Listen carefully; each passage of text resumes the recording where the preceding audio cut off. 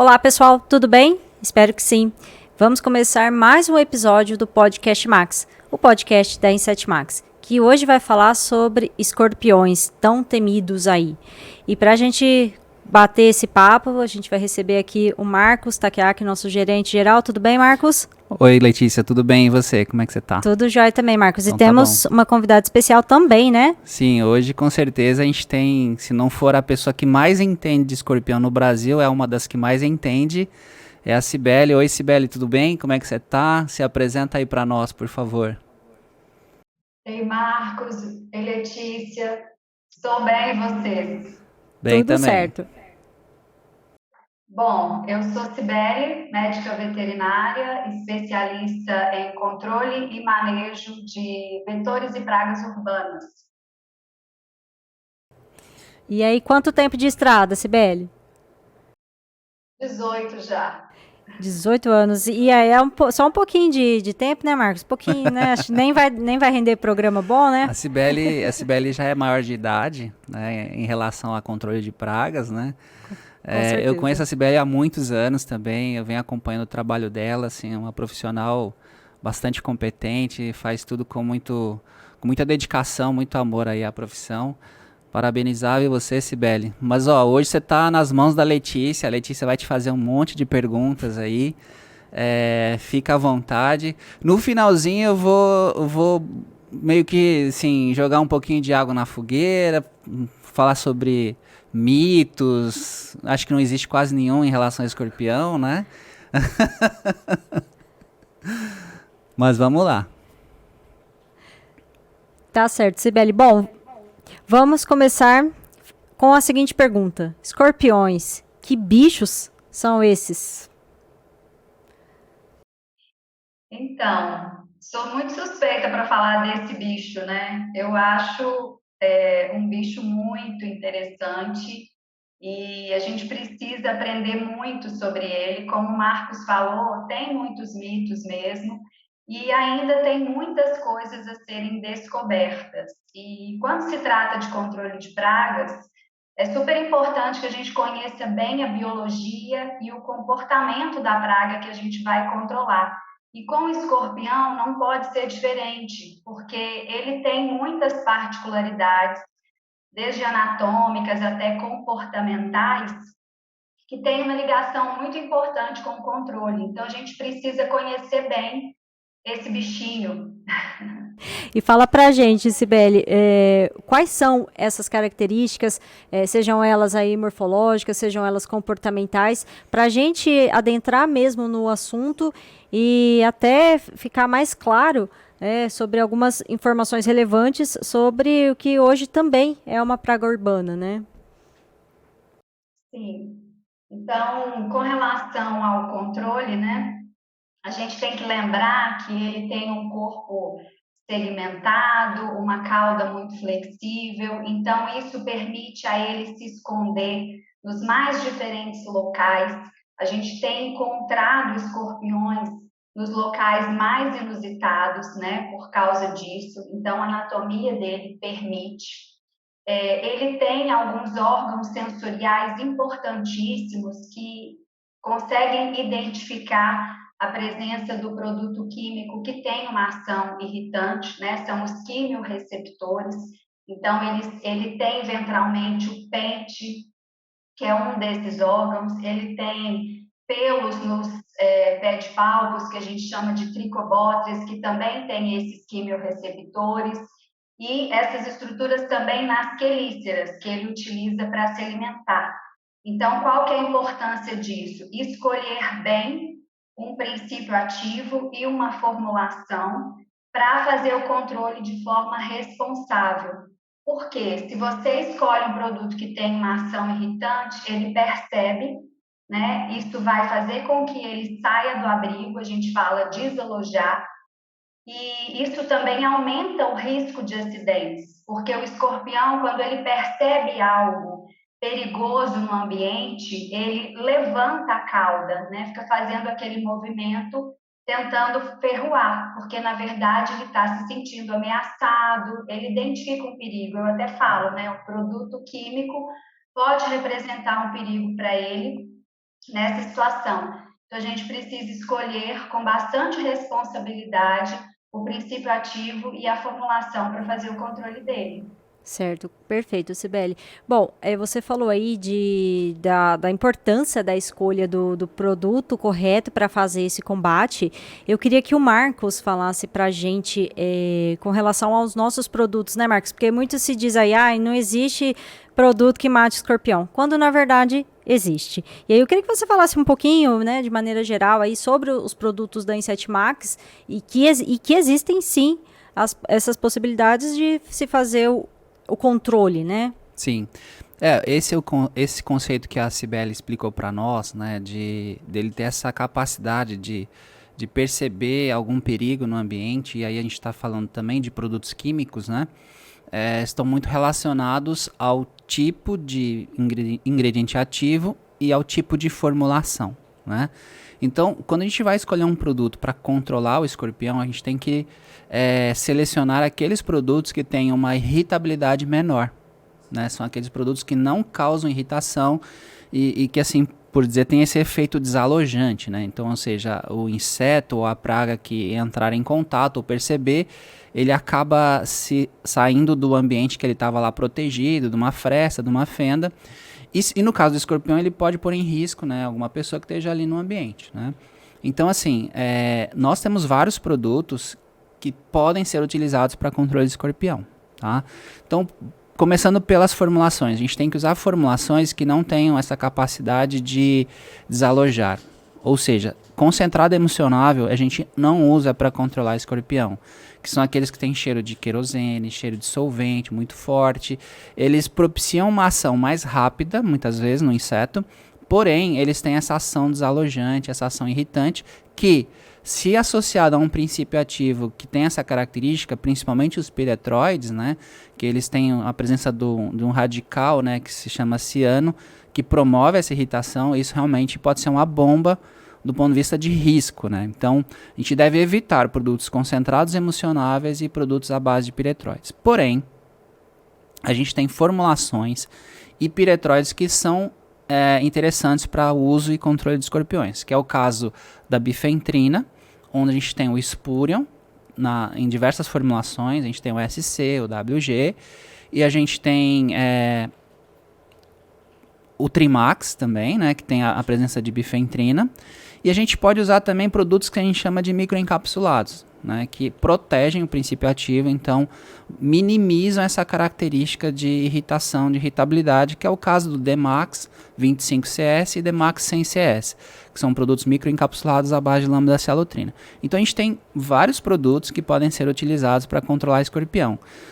Da nossa linha, realmente, os produtos que a gente mais recomenda hoje é o Spurion, né, o Spurion 10SC e o Trimax. Recentemente a gente lançou o Screen, que também tem a presença de bifentrina na sua formulação, porém a dose é alta, né? A diluição que a gente recomenda para escorpião é alta, então a gente hoje recomenda o Spurion e o Trimax. Uhum, perfeito. Então tem solução, né, Marcos? Tem solução, realmente existem, assim, vários produtos no mercado, não só os nossos, mas outros produtos que também têm essa função. Eu acredito muito que está relacionado à falta de conhecimento da população e do próprio governo, no sentido de tentar, digamos, não estimular o uso de produtos químicos inadequados, porque a maior parte dos produtos hoje comercialmente vendidos realmente não são adequados para controle de escorpião e podem provocar um dano. Mas isso a Cibele também pode falar um pouquinho mais. É por aí, Cibele? Eu tenho outras informações relevantes em relação a isso. Repete, por favor, Marcos. Então, o fato do governo, dos órgãos públicos não estimularem o uso de produtos químicos, né, no meu ponto de vista, está muito associado ao fato da maioria dos produtos não serem adequados e provocarem até, de repente, algum tipo de acidente. Você também vê dessa forma ou você acha que existem outros conceitos aí envolvidos nesse caso? Sim, eu concordo que tem muitos produtos, né, mas nem todos são indicados. Por isso que eu sempre falo, faça uma escolha consciente. E aí é importante conhecer mais do princípio ativo, né, como você bem me explicou, fazer uso da formulação que tem uma ação residual, porque eu lembrei de um outro detalhe importante, Letícia, com relação ao comportamento, que a gente precisa falar se tratando de controle, porque o escorpião, ele só se alimenta quando ele tem fome. Então, ele fica muito tempo no abrigo, né, no esconderijo, ele gosta de fendas e frestas, ele tem um comportamento criptozoico, né? Ele gosta de se esconder nesses locais. E aí, isso pode dificultar um pouco o controle. Então, por isso é importante escolher também as formulações que tenham ação residual para quando ele sair, ele se contaminar, né? E tem um trabalho mostrando que o Titius cerulatus, ele fica até 400 dias sem alimento. Ele só não consegue ficar tanto tempo sem água, tá? Com 30 dias sem água, eles já começam a morrer. Mas é muito interessante porque as fêmeas, mesmo sem água e sem comida, elas nesse trabalho, né, elas conseguiram se reproduzir. Então, 209 dias em jejum permitiu com que elas se reproduzissem. Então, essa informação é muito importante, né, para nós controladores. Ele realmente tem uma capacidade enorme de sobreviver às condições mais adversas e se adaptar. Perfeito, Cibele. Uma coisa que você falou que me chamou muita atenção é essa capacidade de sobrevivência e a capacidade também de reprodução. Eu queria que você explicasse para a gente sobre um fenômeno, salvo engano, chamado partenogênese, é isso? Onde a fêmea do escorpião ela não precisa de um companheiro para se reproduzir. Explica esse fenômeno para a gente. E são em todas as espécies? Então, eles têm duas formas de se reproduzir, né? A reprodução sexuada, onde a gente precisa de machos e fêmeas, e a gente tem algumas espécies, tá? São 11 no mundo inteiro, e aqui no Brasil nós temos 5 que se reproduzem por partenogênese, de forma assexuada. E é como você falou, a fêmea não precisa do macho, tá? Os embriões vão se dividir por mitose e ela gera clones dela mesma. Então, tem algo muito interessante também, porque até alguns anos atrás, a gente até observava isso na literatura, né? Onde dizia-se que só existiam fêmeas de Titius cerulatus. Não se, que só existem, né, fêmeas, a gente pode falar no passado, desculpa, porque não existiam os machos, mas o macho ele foi descoberto em 2009. Então, no caso de Titius cerulatus, a gente tem espécies que se reproduzem de forma assexuada e também sexuada. Uma outra espécie muito importante, classificada como espécie de importância em saúde, que também se reproduz de forma assexuada, é o Titius stigmurus, conhecido como escorpião amarelo do Nordeste. Então tá explicado, né, o grande problema. Imagina, esse bicho ele consegue se reproduzir sozinho. Sozinho. E 5 espécies só aqui no Brasil, né, Marcos? Meu Deus, nós estamos perdidos mesmo. Estamos perdidos.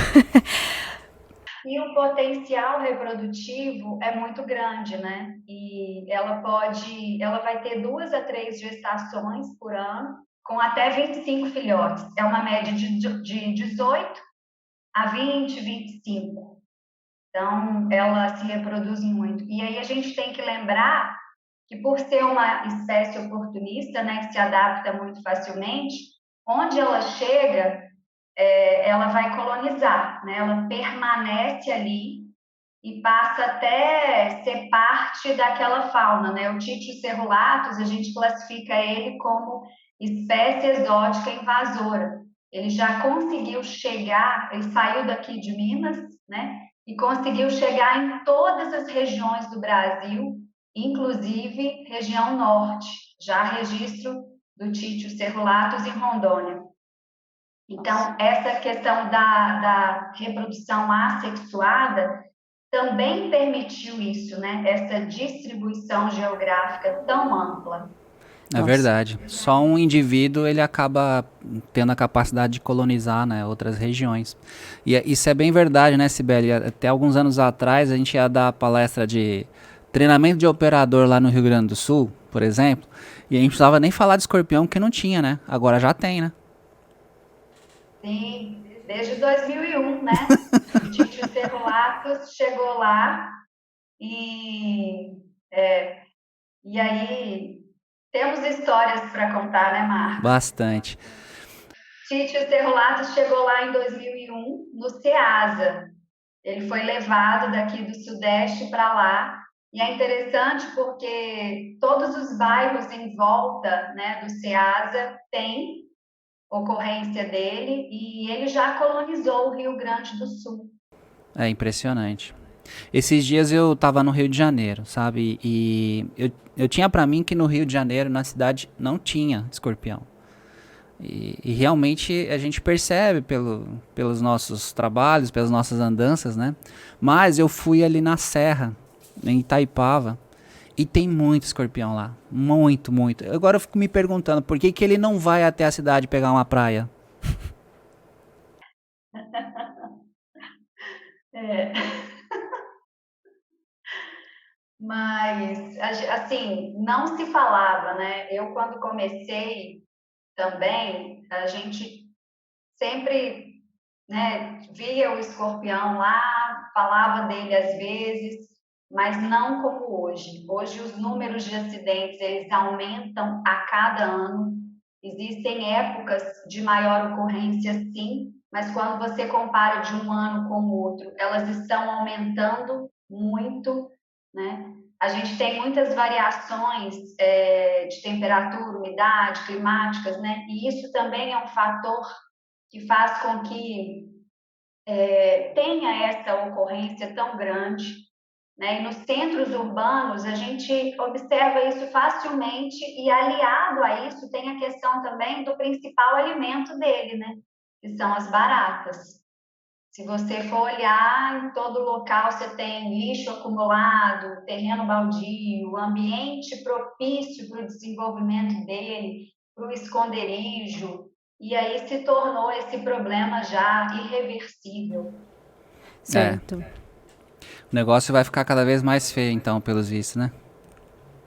Sem dúvida, sem dúvida. Você vê, como eu falei, né, casos assim de escorpiões encontrados em lugares que você nunca imaginou. Teve um caso dos Estados Unidos onde um voo ele foi cancelado porque encontraram um escorpião dentro da aeronave e eles começaram a procurar e não conseguiram encontrá-lo, então achou melhor cancelar, né? Teve um caso também de uma menina picada no aeroporto de Guarulhos, uma menina de 6 anos, por um escorpião que ela trouxe, né? Acredita-se nos pertences dela, e ela foi picada no braço. Então, assim, nós levamos, trazemos, e assim, é um escorpião esse de um gênero que é bastante envolvido em acidentes também, né? Então, realmente é algo que cada dia tende a ser mais sério, né?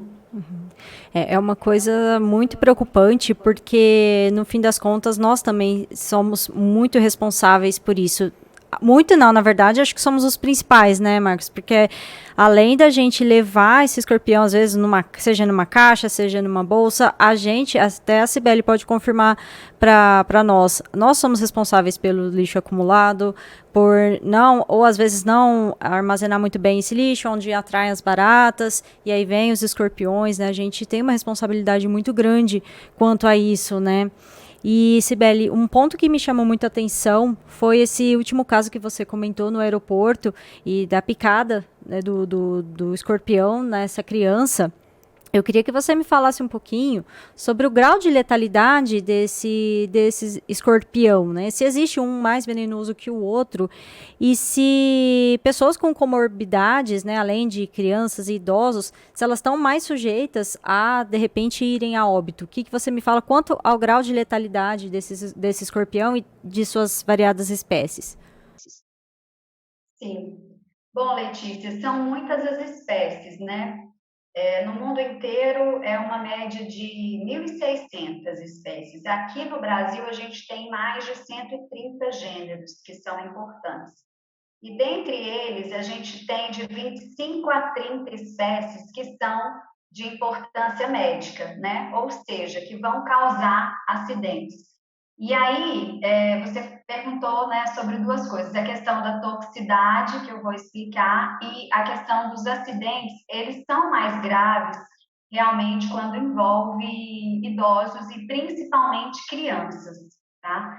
A questão da toxicidade, ela vai variar de acordo com a espécie. Então, nós sabemos que tem espécies que têm um veneno mais tóxico para o ser humano, né? Lembrando que todo escorpião, ele tem veneno, tá?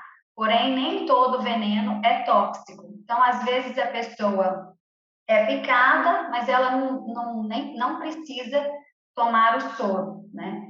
Agora, essas espécies de importância médica são de 25 a 30, mas a gente tem quatro principais. Então, Títios cerulatus, Títios baienses, Títios estigmuros e o Títios obscuros. Esses são os principais. E a toxicidade, ela vai variar. Dentre essas espécies, tem até uma informação muito interessante, né? Que o Títios estigmuros, amarelo do Nordeste, ele tem o veneno mais tóxico, se comparado com os outros três, né? Inclusive cerulatos. Porém, os cerulatos, ele está amplamente distribuído no Brasil, então ele causa mais acidentes e sabe-se que ele injeta uma maior quantidade na hora da picada. Então, por isso os acidentes são tão graves, né? Ele, inclusive, é considerado o escorpião mais perigoso da América do Sul.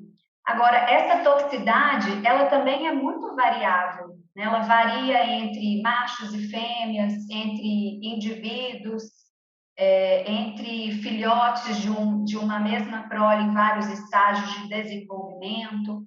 O fato é que, independente dele, né, se for classificado como importância médica, o acidente pode ser considerado muito grave, levando à morte, porque o veneno, em quantidades muito pequenas, ele é muito tóxico.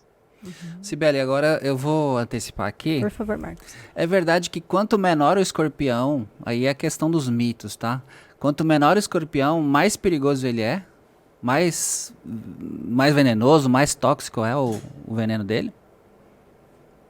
Então, a gente tem que ter cuidado quando fala porque assim, você está se referindo ao tamanho, né? Os menores, eles realmente, assim, como são muitas espécies, né? Há exceções, mas normalmente os menores, eles têm veneno mais tóxico, sim, tá? Se você pega espécies maiores, tem lá aqueles africanos, né? 15 centímetros, já observaram que eles têm os pés de palpos bem grandes, pé de palpo bem robusto, né? Geralmente, o veneno dele é inofensivo para o ser humano, tá? Aqui a gente tem também botriúros lá no sul, né? Aquele escorpião preto, menorzinho. Tá vendo como a gente não pode falar muito de tamanho, né? Ele, por exemplo, tem o pé de palpo robusto, mas não tem veneno tóxico. Agora, aqueles grandes que têm pé de palpos normalmente bem exagerados mesmo, esses não costumam ter veneno tóxico, tá? Seria então uma forma de. Já que eu sou forte, eu não preciso do veneno para imobilizar ou matar minha presa, é por aí, né? É exatamente isso, né? Porque o veneno, ele é utilizado pelo escorpião para se alimentar. A defesa é usado quando ele se sente ameaçado, né? Ou agredido. Porque a função do veneno é imobilizar a presa para que ele se alimente. Então, essas espécies com pedipalpos grandes, eles não fazem uso do veneno na hora de se alimentar. Ele simplesmente vai lá, segura, né, a presa, contém ela ali e já começa a fazer, já começa a se alimentar dela. Né? Então, ele não faz uso do veneno. Entendi. Perfeito. Mais alguma pergunta? Mais algum mito aí, Marcos? Não, tem mais outros aqui. Tem vários mitos, né? A gente vai falando sobre eles. É porque a Cibele, ela aborda um assunto, aí eu já lembro da pergunta, e assim, a gente sabe que o prato principal do escorpião é a barata, mas, Cibele, eu queria que você me respondesse aí 2 questões que até estão nos mitos e verdades. Aí eu ultrapassando aí o Marcos, né? Mas tudo bem, aqui é assim, é o bate-papo, a gente vai fluindo, a gente vai conversando. A primeira coisa além das baratas, caso não tenha barata aí no ambiente, além da gente saber que ele consegue ficar sem se alimentar durante vários dias aí, o que é muito assustador, existe alguma outra espécie de inseto preferida, além da barata? O escorpião come o quê? E ele prefere a presa viva ou morta? Bom, ele se alimenta de vários vertebrados e invertebrados, né? Outros insetos também, como os grilos, mas a barata, né? Desculpa, realmente é o prato preferido deles. E seja ela viva ou morta? Viva. Ele só se alimenta de presa viva, tá? Por conta desse instinto caçador, de repente? Sim, sim. Cibele, a gente está sabendo que semana que vem você vai dar um curso, né, teórico e prático, aí em Belo Horizonte. Acredito que está muito bacana, vai ter a participação de outras pessoas, depois você fala pra gente quem é. Mas assim, o mais importante é que quem estiver assistindo esse podcast fizer uma pergunta sobre o tema ou algum comentário sobre o que a gente está conversando aqui, a gente vai fazer um sorteio com essas pessoas e vai dar uma vaga desse curso para essa pessoa. Bacana, né? Que bom, muito bacana. Obrigada, Marcos. Imagina. Obrigada, Inset Max, pelo apoio. Bom, posso falar um pouquinho do curso? Pode, fica à vontade. Fica à vontade. O curso é muito interessante, como o Marcos falou, ele vai ter aulas teóricas, né? Então, um conteúdo super completo e atualizado sobre os escorpiões de importância médica, e também aula prática com Vinícius Diniz e Pedro Martins, que são biólogos da UFMG. E nessa aula a gente vai poder observar todas essas estruturas anatômicas que eu comentei no início, né, em microscópio. A gente vai mostrar a imunofluorescência, a gente vai mostrar como fazer a captura e nós vamos levar os escorpiões de importância médica, o macho, então para quem nunca viu vai ter oportunidade, nós vamos levá-los vivos e mortos, tá? Então a gente quer ver também alguns corajosos, né, para observar de perto isso aí. E vai ser muito interessante. Então, é imperdível esse curso, principalmente por ter aí uma aula prática, né, bem diferente do que a gente está acostumado. Verdade, legal. Que bacana. Cibele, você comentou aí que um dos fundamentos do curso vai ser mostrar as espécies de macho desses escorpiões. Tem diferença? Lógico que visivelmente você consegue identificar, ter uma visão muito melhor dessa diferença, mas para a gente entender aqui de modo geral, quais são as diferenças entre o macho e a fêmea? E é possível distinguir essa diferença se um leigo observar? Não vai saber se é macho ou se é fêmea, mas ele vai perceber alguma diferença na anatomia? Excelente pergunta, Letícia. Então, depende da espécie. A gente tem uma espécie que também é de importância médica, como eu citei, que é o Titius baiensis, né, conhecido como escorpião marrom. Nessas espécies, a gente tem machos e fêmeas com um dimorfismo sexual muito evidente. O que é isso? Olhando para eles, a gente consegue distinguir sim, tá? O macho, depois que ele atinge a maturidade sexual, ele tem um aumento das tíbias do pedipalpo, então a gente consegue visualizar. E ele tem um vãozinho arredondado também nas pinças para conter a fêmea durante o acasalamento. Então, a gente consegue observar facilmente. Na aula prática, a gente mostra. Agora, outras espécies, Letícia, é mais difícil, tá? Então, Titius cerulatus não é fácil. A gente sabe que, por exemplo, os machos, ele tem a cauda um pouco mais grossa, o pedipalpo mais fino e maior. Mas, na prática, é difícil, às vezes, distinguir machos e fêmeas. Isso vale também para Titius estigmurus, tá? Às vezes, até quem trabalha com eles todos os dias tem dificuldade, mas tem sim algumas diferenças. Perfeito, Sibeli. É lógico, assim, para um leigo, se vir um escorpião, não vou falar, ai, peraí, gente, será que é macho? Será que é fêmea? Eu já vou estar do outro lado da rua, do outro lado do lugar, se eu vir qualquer escorpião. Sibeli, eu queria que você comentasse um pouquinho aqui pra gente sobre o controle por parte das empresas especializadas nesse serviço, né? Que é o chamado aí controle químico. Mas a gente sabe que tem, o Marcos até me corrige, que chamado manejo integrado, né, de pragas, controle integrado, gente. Fala aí, Sibeli, o que você me diz com relação a esse conjunto de ações? É isso mesmo. Com relação ao controle químico, falamos sobre ele no início, né? Então acho que ficou bem claro. Mas é importante lembrar do controle de forma integrada. Então, o que significa isso? Eu preciso associar todas as formas de controle que forem convenientes e compatíveis para aquele local, né? O controle não pode ser só a aplicação de produto químico. Então, por exemplo, por onde que o escorpião entra? Geralmente pelos ralos. Eles têm outras vias de acesso também, né? Mas eu sempre recomendo para as empresas informarem para os clientes que é necessário vedar os ralos de pisos, de pias, todos os ralos, né? Porque ali vai ser o principal ponto de acesso deles. Proteger a soleira das portas.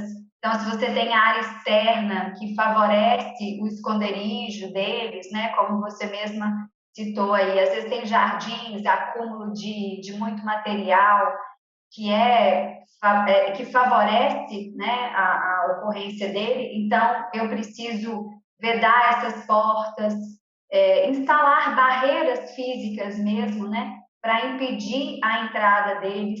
Se naquele ambiente eu tenho controle se eu tenho baratas, eu preciso também fazer o controle dessas baratas para prevenir a atração deles.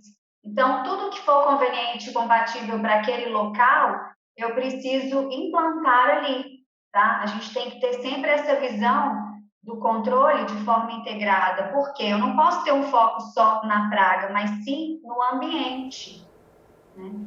Com Entendido. certeza. Sibeli, ó, agora a gente vai entrar aqui nos mitos. Tem vários mitos aqui, ou de repente são verdades, tá? Eu vou fazer logo 3 perguntas de uma vez só. A primeira é o seguinte: aquela forma da gente trabalhar com o controle integrado, utilizando-se da captura noturna, me explica o que é isso, né? E se realmente ajuda. Então essa é a primeira pergunta. Como é feito? O segundo ponto, já que a gente vai trabalhar de maneira preventiva, seria eficiente, eficaz a gente utilizar a galinha, por exemplo, para fazer o controle do escorpião? E por último, tem uma outra curiosidade, assim, você falou dos ralos, né? O escorpião utiliza muito essa via de acesso, mas assim, é impressionante. É verdade que ele consegue subir assim numa parede lisa também? Ele consegue subir por um tubo de plástico liso? Vou começar pela última, tá? Superfície lisa, ele sobe sim, tá? Eu já recebi fotos dele em paredes, eu já quase fui picada, eu sempre conto isso também. Ele estava numa parede na altura assim dos meus joelhos, tá? Então ele sobe em superfície lisa. Questão da galinha. Sabemos que a galinha ela tem hábitos diurnos e os escorpiões noturnos. Ela vai comê-lo, né? Mas só se ela encontrar ali durante o dia. Pode acontecer, mas está longe dela ser a melhor ferramenta de controle. muitos dos casos que nós atendemos são dentro das residências, dentro das empresas, né? Eu nunca mais esqueci quando eu atendi um pai com um bebê engatinhando em um condomínio de alto luxo. Então, assim, como eu falei com vocês no início, a gente tem encontrado nos ambientes mais inusitados, mais inesperados, né? Eu já trabalhei com controle em shoppings, onde a gente encontrava em lojas de calçados, tá? Nossa. Já ouvi relatos dele em serviços de alimentação, na luminária, na cuba onde o alimento era colocado. Então, assim, a gente pode encontrar o escorpião nos mais diversos locais. E a galinha, muitas vezes, né, ela vai trazer mais problemas do que resolver aquele, né? Ou seja, ela não vai ser eficiente para o controle deles, a menos que o nosso cliente tenha um sítio, uma chácara, né, e queira ter o trabalho de cuidar delas. Fora isso, não, né? E a primeira pergunta sobre captura noturna, muito interessante, porque a gente tem que lembrar daquele brilho esverdeado ou azulado que ele emite, né, quando exposto a uma luz ultravioleta, que a gente chama de imunofluorescência. Uma característica deles, ele tem duas substâncias no exoesqueleto que são responsáveis por esse brilho.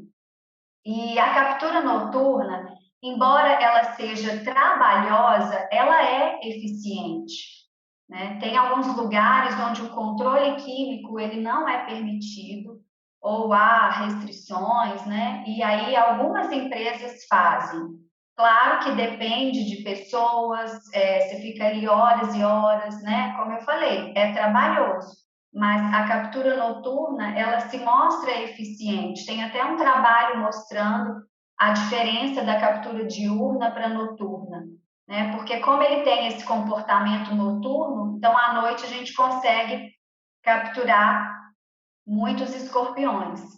E outra técnica de controle mecânico que se mostra muito eficiente também nesses locais onde há restrições é a placa de cola. Também captura Legal. bastante. Entendi. Tem mais duas perguntas aqui, ó. A primeira, o escorpião ele é agressivo? Por exemplo, se eu tô aqui tranquilo na minha, ele vem e me pica? Outra situação é verdade que ele se suicida? Se você botar, por exemplo, ao redor dele fogo, ele se suicida? Isso é verdade? Isso é mentira? É um mito? Não é? Bom, ele não é agressivo, né? Ele é um bichinho muito tranquilo. Inclusive lá no curso ele é. Lá no curso, quem tiver coragem, o Pedro mesmo, o biólogo, eu tenho fotos dele aqui com o escorpião na mão, né? Ele só vai picar se ele se sentir ameaçado, né? Então, em uma situação de perigo, aí sim ele vai picar para se defender, tá? E a segunda pergunta foi sobre a roda de fogo, né? Muito interessante essa pergunta, porque tem gente que ainda fala que ele se suicida, né? Mas não. O que acontece? Quando ele é colocado nessa roda de fogo, o calor ali vai representar um perigo para ele, né? O escorpião, por mais que ele sobreviva em ambientes quentes, a gente percebe que ele está sempre próximo de um ponto de umidade. Então, o calor ali para ele representa um perigo. E o que ele faz? Tenta ferroar. Então, ele levanta a cauda, né? E aí ele acaba morrendo, mas desidratado. Como o corpo dele, né, a cauda principalmente é muito flexível, ele acaba parecendo que ele se picou, né? Mas ele é imune ao veneno dele. Nesse caso, ele morre desidratado, ele não comete o suicídio, como dizem por aí, né? Então, isso é um mito. Interessante. Cibele, se por acaso eu for picado ou alguma criança for picado pelo escorpião, o que a gente deve fazer? A gente faz igual faz com picada de cobra? Fura, chupa o sangue? Como é que funciona isso? De jeito nenhum, né? Nada de chupar, de fazer torniquete, nada disso. Chupar o veneno, né? Essas coisas, crendices populares, né? O que tem que fazer? Procurar o socorro médico. Eu sempre falo também, procure saber na sua cidade onde tem o soro antiescorpiônico, em qual hospital. Inclusive, as empresas precisam colocar isso lá no comprovante de execução de serviço. Então, qualquer pessoa que foi picada, ela tem que procurar o atendimento médico independente da idade. E criança é muito rápido. Então, foi picada ou tem uma suspeita de que foi picada, corre com essa criança para o hospital, tá? O máximo é lavar ali o local com água e sabão, mas tem que procurar o atendimento médico o mais rápido possível, tá? Isso é muito importante porque a criança, com o passar aí de 1h30 a 2 após a picada, ela começa a ter sinais do agravamento do envenenamento, ela começa a ter náuseas e vômitos, tá? Então, na maioria desses casos, se ela não tomar o soro dentro desse período, ela pode morrer ou ficar com sequelas, na maioria das vezes morre. Então, é procurar o atendimento médico o mais rápido possível. É bastante perigoso, né, Cibele? Olha, em relação a mitos e verdades, me dou por satisfeito. Eu não lembro de mais nenhuma aqui agora, nesse momento. Eu queria reforçar com o pessoal que está assistindo o nosso podcast para que eles façam comentários sobre o conteúdo desse podcast. Quem fizer esse comentário, obviamente aí da região de Belo Horizonte, né, Minas Gerais, vai ser sorteado uma vaga para o curso da Cibele na semana que vem. Letícia, você tem alguma observação? Você tem mais alguma pergunta para a Cibele? Olha, Marcos, eu tenho, porque vocês foram falando, já prometo que é a última, senão o pessoal me expulsa daqui, né? Que eu tenho fama de falar bastante, sabe, Cibele? Mas vamos lá. Conversando com uma pessoa outro dia, com um colega de trabalho, ele havia comentado que, no sentido que ele morava num condomínio, e os escorpiões começaram a aparecer de dia. Já havia sido feito o controle, o manejo, o controle químico, né?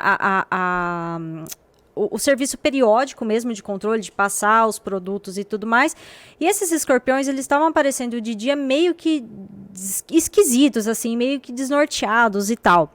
Eu queria que você me falasse um pouquinho do seguinte: o escorpião, ele tem um hábito noturno, mas quando ele começa a aparecer de dia, né, eu acredito que seja sim um sinal de infestação, você me confirma, mas que você comentasse também desse detalhe, deles estarem aparecendo de dia e meio atrapalhados.